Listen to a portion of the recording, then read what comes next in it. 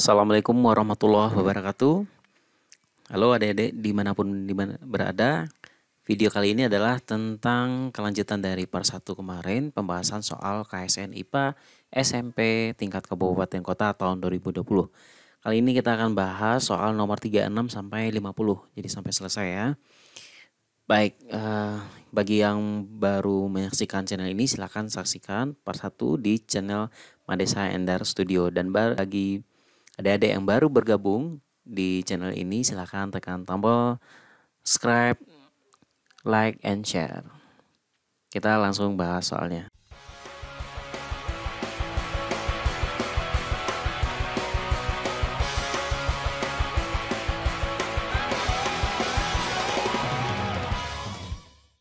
Oke, kita ke soal 36. Sebuah benda bermassa 250 gram meluncur di bidang datar licin dengan kecepatan V. Kemudian benda ditahan oleh gaya tetap 0,5 Newton selama 3 sekon. Sehingga benda berhenti. Nilai V adalah titik-titik meter per sekon. Oke, berarti pertama kita buat apa yang diketahui.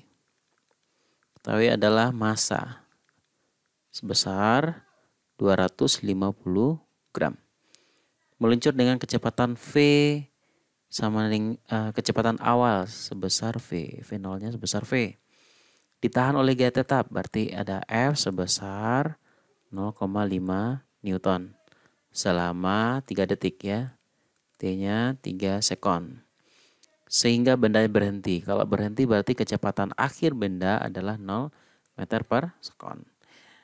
Tentukan nilai V. Jadi yang ditanya berapakah nilai V tersebut. Oke, langsung jawab ya.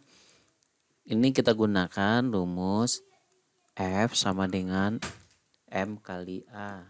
Jadi F-nya 0,5, M-nya 250 gram, ini belum standar. Jadi kita harus ganti dengan 0,25 gitu ya, 0,25. Oke, berarti di sini 0,25 dikali A. Sehingga A-nya diperoleh 0,5 per 0,25. Supaya hilang komanya berarti atas bawah kali 100, ini 50, ini per 25. Jadi jawabannya 2 ya. 2 meter per sekon kuadrat. Kita sudah dapat A, berarti kita gunakan rumus yang satu lagi untuk menentukan berapa kecepatan awalnya. Kita gunakan saja rumus VT sama dengan V0 ditambah A kali T. Gitu ya. Tapi di sini hati-hati, di sini dibilang bahwa bendanya ditahan. Artinya kalau ditahan maka F-nya itu bernilai negatif. Nah, F sini bernilai negatif. Oleh demikian A-nya juga bernilai negatif. Jadi min 2. Karena ini menunjukkan bahwa dia mengalami perlambatan ya. Jadi tanda negatif ini menunjukkan bahwa dia mengalami perlambatan. Karena hasilnya nanti akan berbeda kalau kita nggak masukkan nilai negatifnya. Jadi VT-nya ini 0, V0-nya itu yang dicari. Ini ditambah minus 2, berarti ini min 2 dikali T-nya 3. Di jawabannya ini ditambah 2 kali 3 berarti V dikurang 6, 0. Berarti V-nya sama dengan 6 meter per sekon. Jadi jawabannya adalah D. Oke, kita lanjut ya. Soal nomor 37. Grafik posisi terhadap waktu untuk setiap benda yang bergerak dengan kecepatan tetap berupa kurva. Jadi ada grafik. Nah, kayak gini. Ke atas adalah grafik untuk posisi atau X. Ke kanannya adalah grafik waktu. Jika dia bergerak dengan kecepatan tetap, maka harusnya grafiknya linear. Linear itu garis lurus begini. Berarti seiring dengan pertambahan waktu, kecepatannya bertambah. Waktunya bertambah, posisinya bertambah. Waktunya bertambah, posisinya juga bertambah. Dan ini disebut sebagai grafik linear. Grafik yang seperti ini menunjukkan geraknya adalah gerak lurus beraturan, yang mana kecepatannya bernilai tetap atau konstan ya. Jadi jawabannya adalah A. Lanjut soal nomor 38. Sebuah kereta bergerak mendaki dengan percepatan 2 meter per sekon kuadrat di jalur lurus miring dengan sudut elevasi 30 derajat. Sebuah kotak kayu bermassa 800 gram berada di lantai kereta yang licin.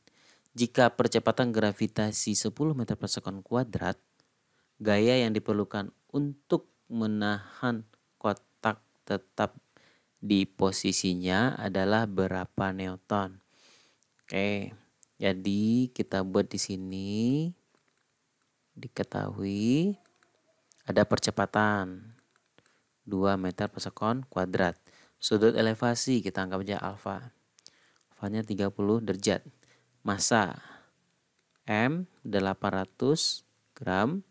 Berarti ini sama dengan 0,8 kg. Langsung kita rubah ya. Kemudian percepatan gravitasi 10 meter per sekon kuadrat. Gaya yang diperlukan untuk menahannya adalah di sini ada yang ditanya berapa gaya untuk menahan. Untuk menahan balok. Ya.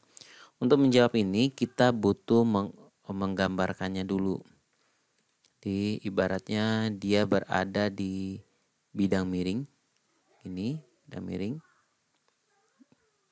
Jadi ini sudutnya 30 derajat. Anggaplah di sini sebuah bendanya berada di bidang miring ya, karena keretanya sedang mendaki. Berarti ini benda yang ada di lantainya nih, ibaratnya begitu. Nah, benda yang begini kita uraikan gayanya dulu. Oke, uraikan gayanya ke bawah ini namanya gaya berat. Yang ke sini namanya nanti W sin 30 ya. Sini ke bawah sini juga ada nih namanya W cos 30. Oke, tapi di SMP belum belajar ya, jadi ingat aja kalau yang di miring namanya W sin 30. Ingat aja mesin. Miring sin ya, mesin. Kemudian ini sih ada satu lagi gaya normal. Dan kalau keretanya sedang bergerak, tentu keretanya memiliki yang namanya gaya ya, gaya gerak kereta. Nah, gaya kereta, kemudian yang ditanya itu gaya penahan. Gaya penahan anggaplah di sini F untuk menahan. Ini yang ditanya nih. Ini yang ditanya berapa besarnya. Oke, paham ya? Jadi karena gaya kita lihat kereta bergerak anggap ke atas, berarti ada 2 gaya yang ke atas. Harusnya nanti begini, sigma F sama dengan M kali A. Sigma F sama dengan M kali A ya. Ini sigma F-nya adalah F keretanya sama dengan masanya ada nilainya adalah 0,8 kg. Percepatannya 2 meter per sekon. Ini yang kereta dulu nih, F kereta. Keretanya adalah 1,6 Newton. Ini yang kereta. Ya, ini untuk kereta. Nah, kita analisis untuk benda. Untuk benda, karena bendanya berada di kereta, maka bendanya mengalami gaya yang di kereta, gaya berat yang dipengaruhi oleh sin 30, dan nanti ada gaya penahan. Jadi, F kereta ditambah F untuk menahan, itu harus sama dengan W sin 30. W ini gaya berat ya, dimana W itu M kali G. Jadi F kereta ini 1,6. Yang penahan itu yang dicari, F untuk menahannya. W itu M kali G, kita langsung aja nih 0,8 kali 10 kali sin 30 nilainya setengah. Ya, sin 30 itu nilai setengah. Itu sudah hafalan ya. Kemudian ini 0,8 kali 10 adalah 8 kali setengah berarti 4. Berarti FM-nya, F yang untuk menahannya adalah 4. 1,6-nya pindah ruas ke sebelah kanan berarti dikurang 1,6. Jadinya nilainya adalah 2,4 Newton. Kalau gitu jawabannya adalah A. Oke, silakan diperhatikan lagi. Jadi kita harus analisa untuk yang keretanya dulu, baru yang benda. Oke. Lanjut, soal nomor 39. Sebuah kotak kedap air bermasa 4 kg. Ketika ditimbang dalam keadaan terendam seluruhnya di dalam air, tercatat beratnya 34 Newton.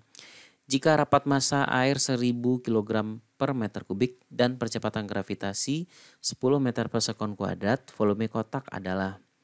Jadi kita bisa buat yang diketahui massa 4 kg. Dia terendam dalam air seluruhnya ya, tercatat beratnya 34. Berarti ini bisa kita anggap sebagai berat ketika di dalam fluida. Adalah 34 Newton.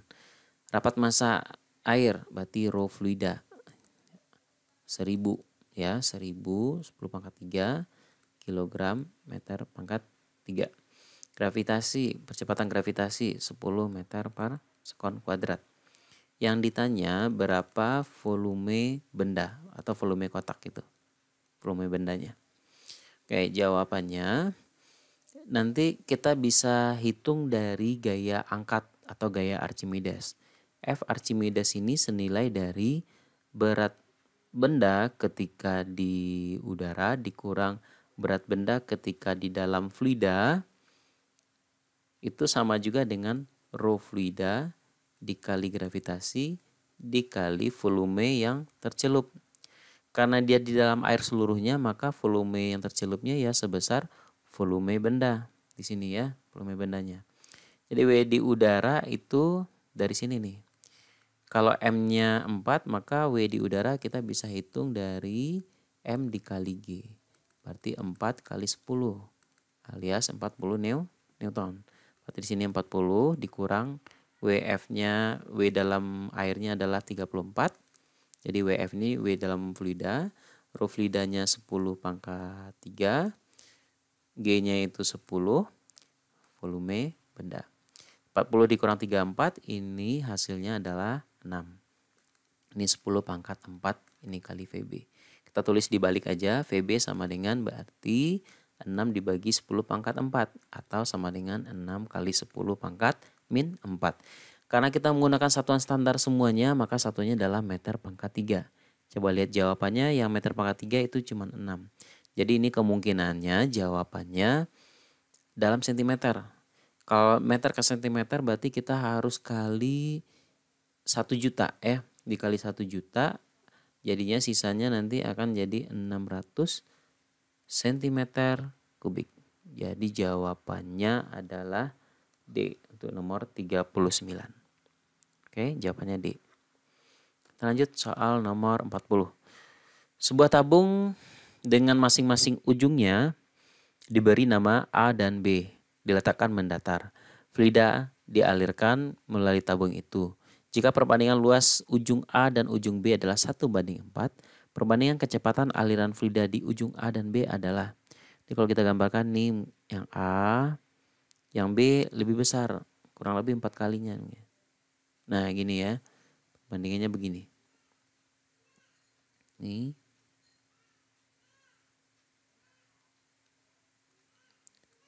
Ini yang B. Perbandingan luas penampang yang AA dibanding luas yang B adalah 1:4. Yang ditanya berapakah perbandingan kecepatan aliran di A dibanding kecepatan aliran di B. Oke, jawabannya ini pakai persamaan kontinuitas. Atau hukum kekekalan debit, di mana debit di A itu sama dengan debit di B. Untuk menghitung debit ada 2 rumus ya, ada 2 rumus, bisa A kali V atau volume per satuan waktu. Kalau A kali V, A-nya adalah luas dan V-nya adalah kelajuan. Di sini luas, ini kelajuan. Kalau ini A, indeksnya ini kasih A, ini B, ini B. Oke, paham ya? Adik-adik semua. Kemudian kita masukkan nih, kita pindahkan dulu. Yang ditanyakan VA per VB. Oke, kita rubah aja jadi VA per VB sesuai permintaan soal. VA per VB berarti ini AB-nya tetap, AA-nya yang dipindahin ke bawah sini. AB per AA berarti ini dibalik nih. 1/4 dibalik jadinya 4/1. Jadi perbandingan VA dibanding VB adalah 4/1. Di jawabannya adalah C. Ya, jadi kebalikannya. Jadi memang prinsipnya semakin kecil luas penampangnya semakin kencang alirannya. Jadi kebalikan. Jadi gitu ya. Lanjut soal nomor 41. Untuk mengusir burung pemakan padi di sawah digunakan alat penghasil bunyi pada frekuensi tertentu. Suatu penelitian menunjukkan bahwa pada kisaran frekuensi 42 kHz sampai 50 kHz, burung pemakan padi menunjukkan perilaku terganggu. Bunyi tidak nyaman yang didengar oleh burung tersebut termasuk pada daerah frekuensi berapa? Jadi dia antara 42 kHz sampai 50 kHz. Kita tahu bahwa kalau antara 20 Hz sampai 20 kHz itu adalah wilayah audiosonik. Jika di atas ini namanya ultrasonik. Dan di bawah ini namanya infrasonik. Jadi angka 42 dan 50 kan di atas 20 ini. Berarti dia termasuk kepada ultrasonik. Jadi jawabannya adalah C. Kita lanjut soal nomor 42. Sebuah senar gitar terbuat dari kawat bermassa 10 gram dan panjangnya 70 cm. Jika senar ditarik dengan gaya sebesar 70 Newton, frekuensi nada dasar yang dihasilkan adalah sebesar titik-titik hertz. Langsung saja diketahui yang pertama masanya 10 gram, panjang itu L 70 cm, ditarik dengan gaya sebesar 70 Newton, 70 N. Yang ditanya berapa frekuensi dasar atau F0. Jadi jawabannya ini menggunakan rumus untuk dawai. Silahkan nanti cari di buku untuk konsep ini ya lebih detailnya. Kita bisa jawab langsung di sini. F0 rumusnya adalah 1/2L dikali akar F per rapat massa dari dawai. Di mana nanti mu ini sebesar M dibagi L. Berarti 10 gram dibagi 70. Tapi karena kita menggunakan satuannya standar, berarti ini dirubah dulu nih. 10 gram dibagi 1000 berarti 10 pangkat min 2 kilo. Ya kan? 70 cm dibagi 100 supaya jadi meter berarti 0,7 berarti 7 kali 10 pangkat min 1 meter. Ini yang kita masukkan ke sini nanti ya. Ini kita masukin sini berarti ini 10 pangkat min 2 dibagi 7 kali 10 pangkat min 1. Satunya habis, ini sisanya min 1. Nanti jadinya 10 pangkat min 1 per 7. Oke, sampai sini nggak masalah. Kita masukin aja ke sini nanti ya. Berarti nanti F0-nya sama dengan 1/2L, berarti 1 kali 2 kali 7 kali 10 pangkat min 1 dikali akar. F-nya adalah 70 per 10 pangkat min 1 dibagi 7. Ya. 10 pangkat min 1 dikali 7. Oke, kita ditulis sebelah sini ya, karena nggak muat. Ini dikali 7 berarti F0-nya sama dengan 1/14 dikali 10 pangkat min 1. Dikali akar. Nah, kalau ada bagi, terus ada bagi, ini pindah ke atas dikali nih. 7 kali 70, 490. Min 1-nya kalau pindah ke atas berarti kali 10 lagi, berarti 4.900. Oke, berarti hasilnya akar dari 4.900 adalah 70 per 14. 10 pangkat min 1-nya pindah lagi ke atas, jadinya 700 nih. Oke, dibagi 7, bagi 7 ini 2, 100 bagi 2 adalah 50 Hz. Di jawabannya adalah 50 Hz, yaitu D. Ya, jawabannya D. Kita lanjut ke soal nomor 43. Ini masih dawai ya, adik-adik semua ya. Suatu tas dawai dengan rapat massa 0,08 kg per meter dihubungkan dengan sebuah sumber getaran. Sehingga pada tali itu merambat gelombang transversal dengan kecepatan 25 meter per sekon dan panjang gelombang 2 meter. Tegangan dawai pada frekuensi gelombang tersebut adalah, jadi ada 2 yang ditanya ya. Kita buat yang diketahui rapat massa itu lambangnya kayak tadi mu 0,08 kg per meter. Pada tali itu merambat gelombang transversal dengan kecepatan V sama dengan 25 meter per sekon. Dan panjang gelombang berarti lambda ya, 2 meter. Ini panjang gelombang bukan panjang dawai ya. Tegangan dawai frekuensi ditanya ada 2 nih. Tegangan 1 dan frekuensi. Jadi tegangan itu bisa kita lambangkan dengan F atau gaya gitu ya. Dan frekuensi juga F, tapi F-nya ke F kecil. Ini jawabannya nih.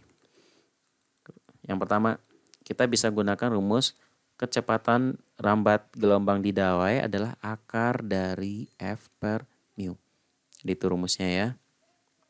Tolong diingat-ingat nanti. Nah, ini. Oke. Dan kita masukkan nilainya. V-nya adalah 25. Akar F-nya yang dicari. Dan mu-nya 0,08 atau 8 kali 10 pangkat min 2. 10 pangkat min 2 dipindahkan ke atas jadinya kan 100 ya. Ini sama dengan akar 100 F per 8. Ini 25 nih. Kalau kita mau hilangkan akar berarti kan harus dipangkat 2. 25 kali 25 jadi semuanya dipangkatkan 2. 25 kali 25 adalah 625. Akar dari ini berarti hilang akarnya, berarti jadi 100 F per 8. Kita sederhanakan ya. Ini sama-sama bagi 4, bisa nggak nih?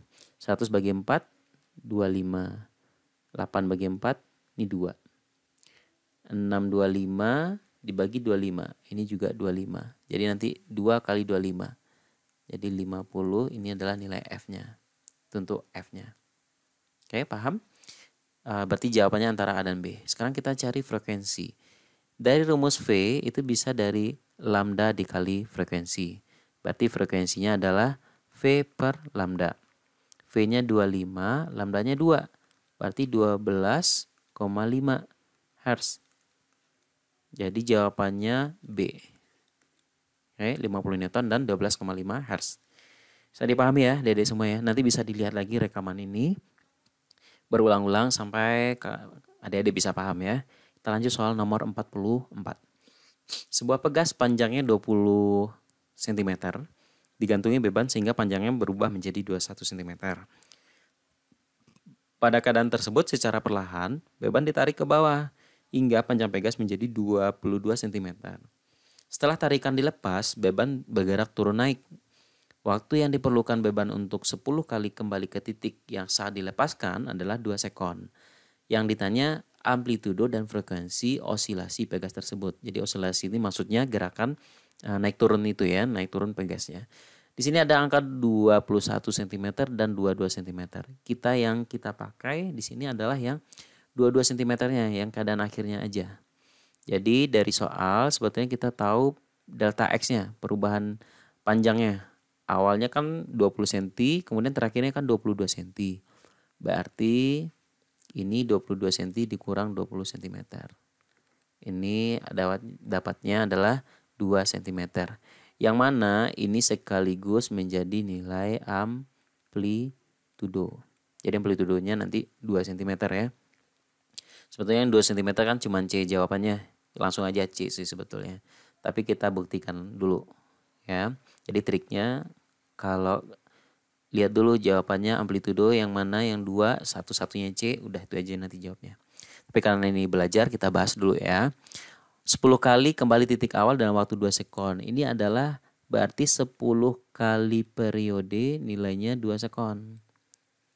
Karena ada 10 kali gerakan bolak-balik. Berarti periodenya adalah 2 per 10 sekon. Atau sekitar 0,2 sekon. Ini periodenya ya.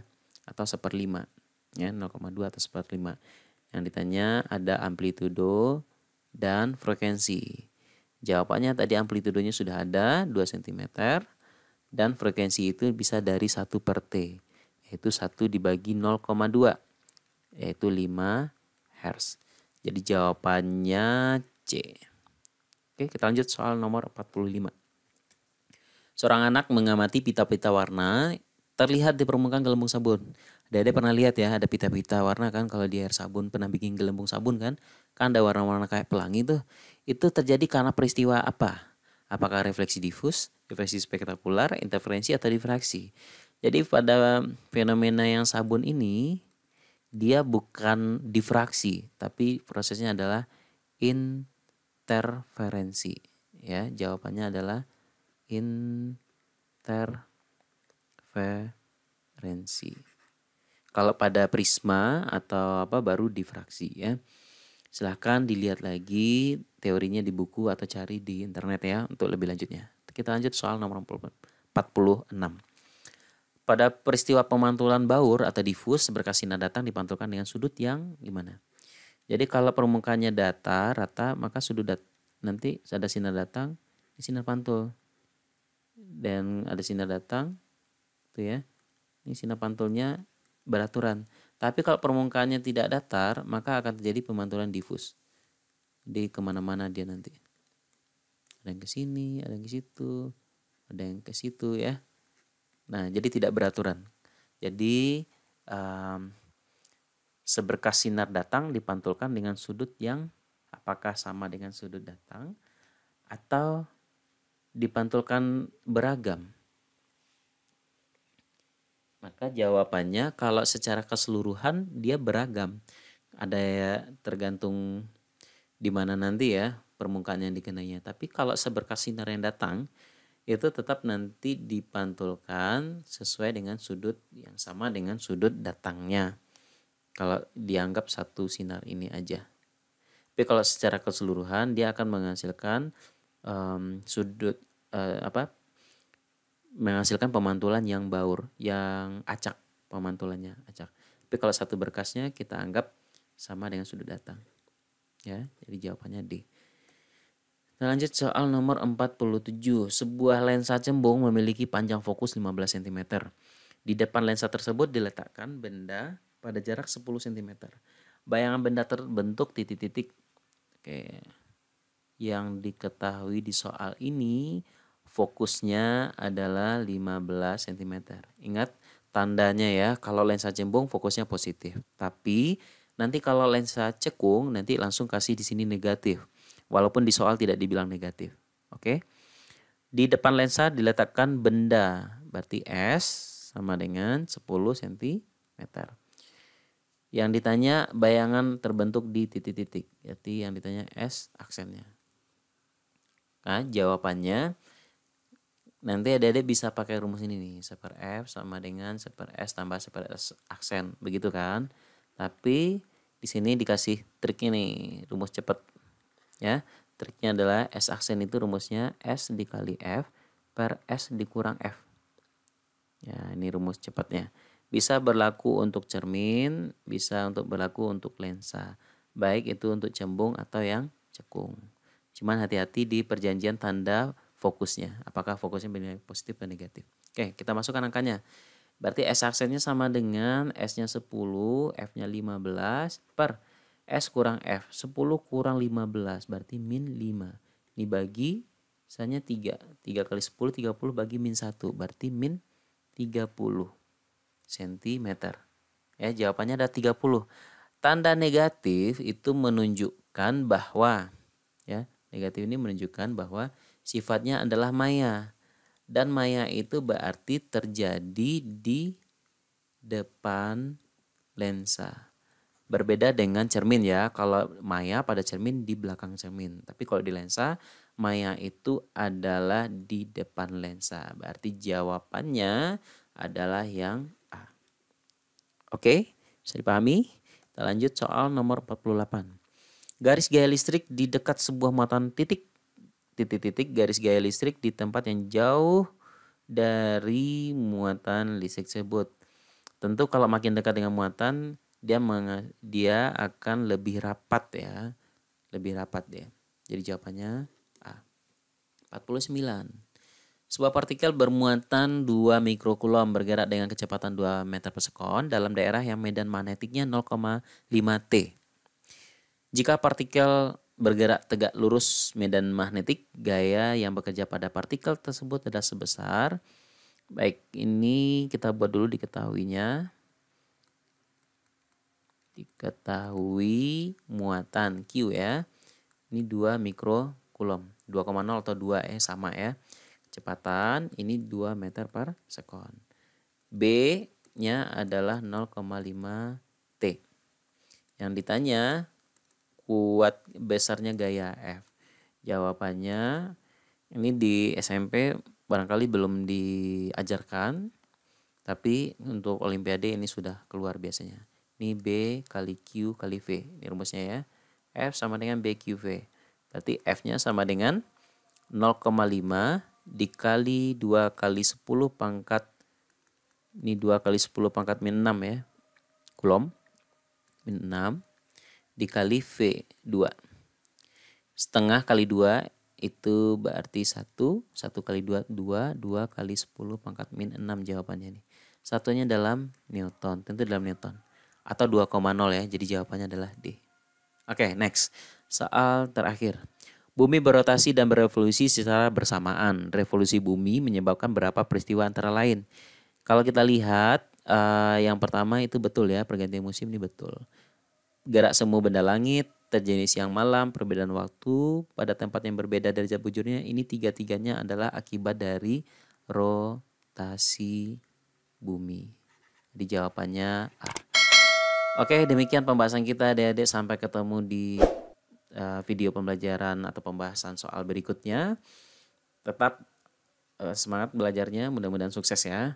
Dan jangan lupa bagi yang belum subscribe untuk subscribe channel ini dan saksikan video pembahasan soal-soal Olimpiade lainnya. Terima kasih. Assalamualaikum warahmatullahi wabarakatuh.